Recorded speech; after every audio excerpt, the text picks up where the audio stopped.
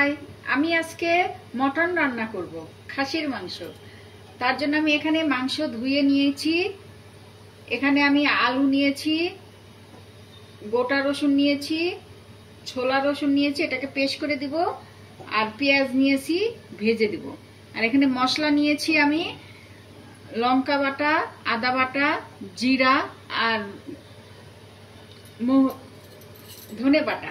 তেল দিয়ে দেবো, দিয়ে আমি আলুগুলোকে ভেজে নেব।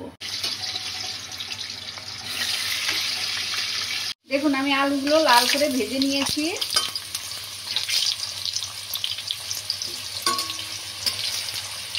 এখন আমি এগুলোকে উঠিয়ে নেব।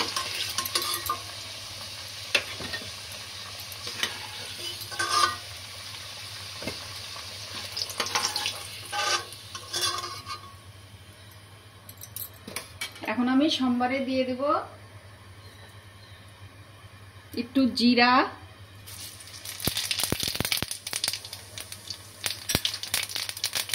আর তেজপাতা আর শুকনো লঙ্কা।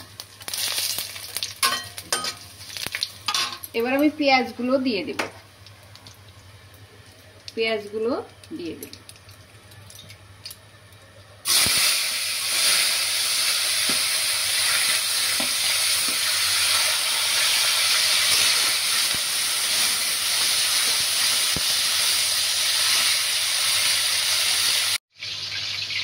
আমি এখন মাংসটা মেখে নেব। এর মধ্যে 2 চামচ লবণ দিলাম, একটু হলুদ দিলাম, একটু জায়ফল দিব,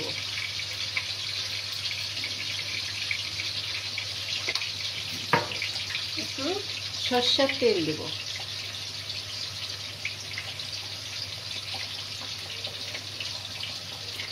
আর এখানে আমি টমেটো আর শুকনো লঙ্কা সেদ্ধ করে নিচ্ছি, নিয়ে পেস্ট করে মাংসতে দিব। আমি পেঁয়াজগুলো লাল করে ভেজে নিয়েছি। এখন আমি মশলাগুলো সব দিয়ে দেব। প্রথমে আমি আমান রসুনগুলো দিয়ে দিচ্ছি।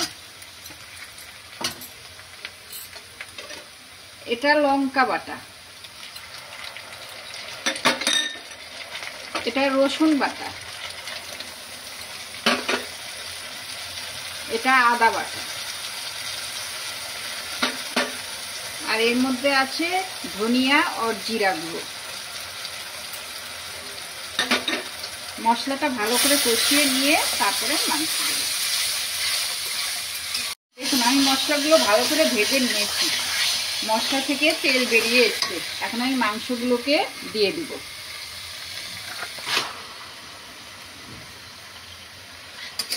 এখন একটু ঢাকা দিয়ে রেখে দিব।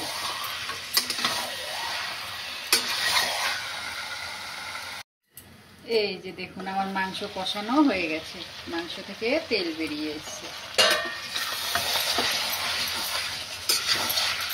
এখন আমি ওই যে টমেটো আর শুকনো লঙ্কাটা পেস্ট করে নিয়েছি, সেদ্ধ করে নিয়েছিলাম, ওটাকে দিয়ে দেব।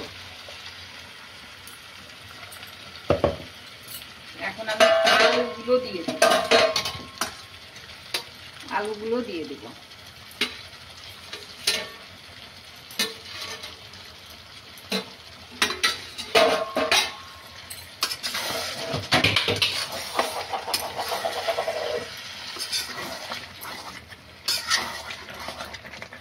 এখন আমি গরম জল করে নিয়েছি, গরম জলটা একটু দিয়ে ছোট করে রাখবো। এই যে জল গরম করে নিয়েছি। হয়ে গেল।